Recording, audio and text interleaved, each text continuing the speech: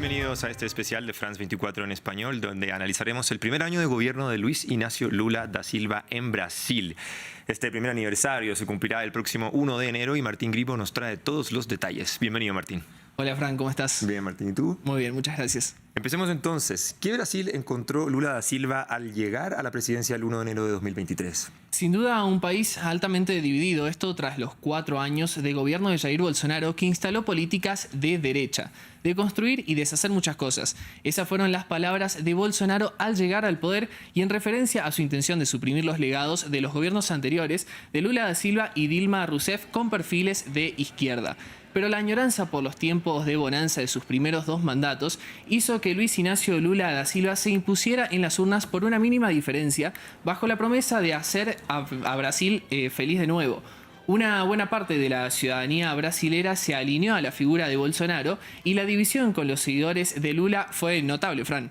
Martín, estas divisiones se vieron reflejadas a días de la asunción de Lula, ¿verdad? Exactamente, el domingo 8 de enero de 2023, simpatizantes de Bolsonaro, alentados por denuncias de presunto fraude electoral, asaltaron la sede del Poder Ejecutivo, Legislativo y Judicial en Brasilia, generando un clima de mucha tensión política, ya que pedían una intervención militar en el gobierno y la renuncia de Lula. Unas 1.500 personas fueron detenidas y Brasilia fue intervenida por el gobierno federal. Conozcamos más sobre lo ocurrido en el siguiente informe de Janet Bustamante. No creemos que las elecciones hayan sido democráticas. Hay indicios de fraude. Hubo corrupción. El sábado 7 de enero de 2023, el panorama social comenzó a agitarse en la ciudad de Brasilia. A pocos días de la llegada de Lula da Silva a la presidencia, miles de partidarios bolsonaristas se concentraron en las afueras del Congreso, del Palacio del Planalto, sede del Poder Ejecutivo, y en los alrededores del edificio del Tribunal Supremo de Justicia. Una concentración que marcó la previa de lo que 24 horas después fue el asalto a los 3 poderes. Como verdaderos vándalos. Estos son los verdaderos vándalos, destruyendo todo a su paso. Nós achamos que houve falta de segurança. Creemos que hubo falta de seguridad y quiero decirle a todas esas personas que serán encontrados y castigados. Serão encontradas y serão punidas. Más de 1.500 personas fueron responsables de los ataques. Muchos de ellos subieron a la azotea del Congreso y otros lograron ingresar al Salón Verde, al Senado y a la oficina presidencial del Palacio. Los disturbios terminaron en enfrentamientos con la policía y la detención de cientos de ellos. Jair Bolsonaro, desde Florida, en Estados Unidos, se desvinculó por redes sociales de estos sucesos y rechazó los señalamientos de Lula, quien le acusaba de arengar tales actos terroristas. Según las primeras investigaciones judiciales, algunos grupos empresariales podrían estar detrás de la financiación de la revuelta a través del pago de buses para movilizar a los manifestantes. Por otra parte, también se señala a la cúpula militar de permitir estas acciones, considerando la poca seguridad presente en los edificios federales al momento de la invasión. El 14 de septiembre, la Corte Suprema emitió las primeras 3 condenas, con sentencias entre 14 y 17 años a 3 involucrados en el asalto de los poderes, por los cargos de intento de golpe de Estado, asociación criminal armada y daños a edificios y monumentos históricos. El desarrollo económico, Martín, es un punto que el gobierno de Lula mira con bastante atención. ¿Cómo está la economía en ese país entonces? Claro, Fran, te cuento que a octubre de 2023 Brasil registraba una inflación interanual del 4,82%, un dato positivo para la administración de Lula, dado que entre julio y septiembre el índice de precios al consumidor se mantuvo en alza, llegando en ese mes a 5,19%. La tasa de desempleo en el segundo trimestre era del 8,3%, registrando una caída de 0,3 puntos porcentuales frente al trimestre anterior. Y Brasil presentó recientemente un plan de obra pública para recuperar el rol del Estado. Prevé una inversión de unos 340.000 millones de dólares hasta 2026. Y el gobierno espera disminuir el desempleo, Fran. Y en cuanto a la asistencia social, ¿cómo está actuando el gobierno? Lula llegó al poder favorecido por la aprobación de una enmienda constitucional en el Congreso durante los últimos días del gobierno de Bolsonaro, que permitió el incremento en los fondos sociales. En octubre último, la Bolsa Familia, el programa de ayuda en alimentos creado por el propio Da Silva en su primer mandato, cumplió 20 años de vigencia y alcanzó a 21,5 millones de hogares con unos $140 por familia. En los inicios de este programa, en 2003, llegaba a 1,15 millones de hogares. Hablemos ahora de la crisis climática. ¿Qué rol adoptó Da Silva frente a este tema luego de que durante el gobierno de Bolsonaro la deforestación de la Amazonía creció en un 75%? Te cuento, Frank, que Lula llegó con intenciones de buscar consensos para lograr proteger la Amazonía, que ya perdió un 13% de su superficie original, incrementado por las políticas del gobierno anterior que flexibilizó los controles sobre la tala de especies. Sabe, dizer que não é o Brasil que precisa de dinheiro, não é a Colômbia que precisa de dinheiro, No es Brasil el que necesita dinero, no es Colombia la que necesita dinero, no es Venezuela. La madre naturaleza necesita dinero, porque el desarrollo industrial la ha destruido durante los últimos 200 años. Necesita financiación para que podamos recuperar parte de lo que se echaba a perder. que foi estragado. Então é a natureza que está precisando de dinheiro. Vamos a la COP28 con el objetivo de decirle al mundo rico que si quieren preservar efectivamente los bosques que existen, deben invertir dinero, no solo para cuidar el bosque, sino para cuidar a las personas que allí viven y quieren trabajar. Do povo que mora lá embaixo, que quer trabalhar.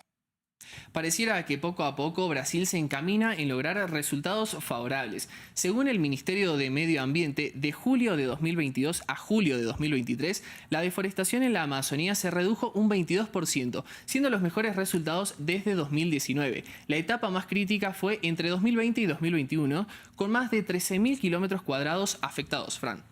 Martín, ¿cuáles son los aciertos y desaciertos también de Lula en este primer año de gestión?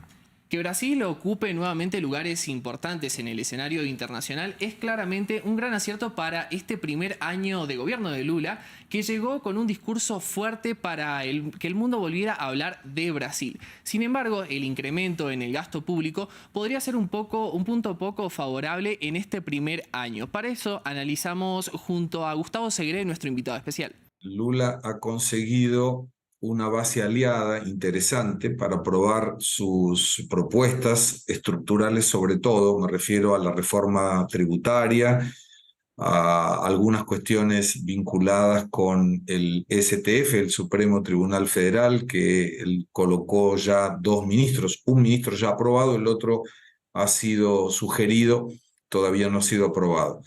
El tema es el costo de este apoyo que ha conseguido hacer de la base aliada, que se considera por sí un acierto, pero el costo fue muy elevado. Costo muy elevado digo porque tuvo que ampliar la cantidad de ministerios.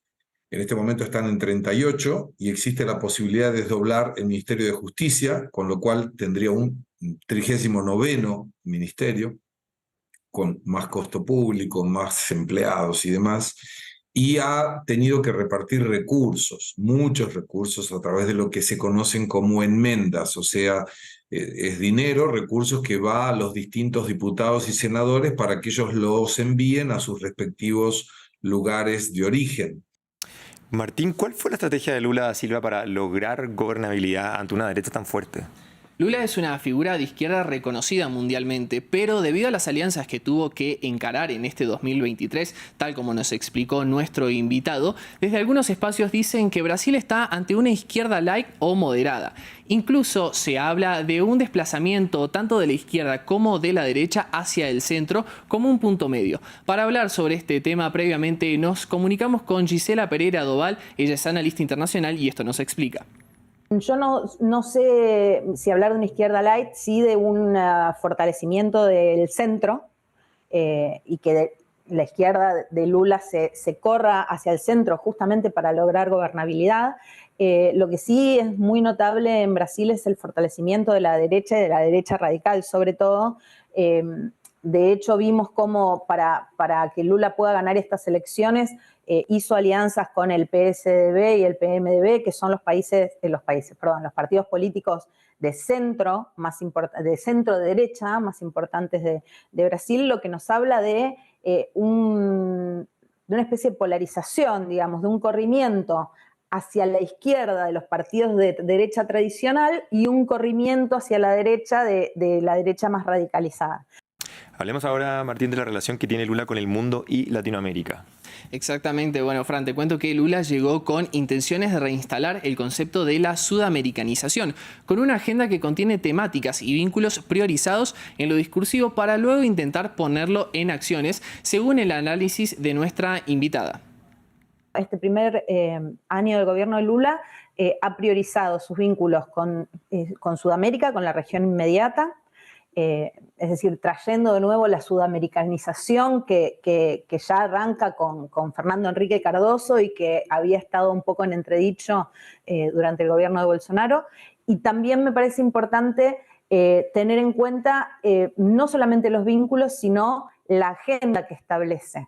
Y en esta agenda la priorización de algunos puntos en particular, como por ejemplo la cuestión medioambiental, el rol pacificador de Brasil o el intento de mediar en conflictos internacionales, que ya Lula en sus primeros 2 mandatos había intentado tener este rol, y también, digamos, los intentos de reconfigurar los organismos regionales que también habían sido bastante dejados de lado durante el gobierno de Bolsonaro. De hecho, Brasil con Temer ya sale de UNASUR, Bolsonaro sale de CELAC, y entonces me parece que Lula intenta una vuelta a la concertación política de la región. Bien, completa la información entonces, listo el repaso de este primer año de gobierno de Luis Ignacio Lula da Silva. Muchas gracias, Martín, por toda la información. Gracias, Fran, hasta la próxima. Y ustedes continúen con nosotros porque, como siempre, hay más noticias en France 24 en español y france24.com.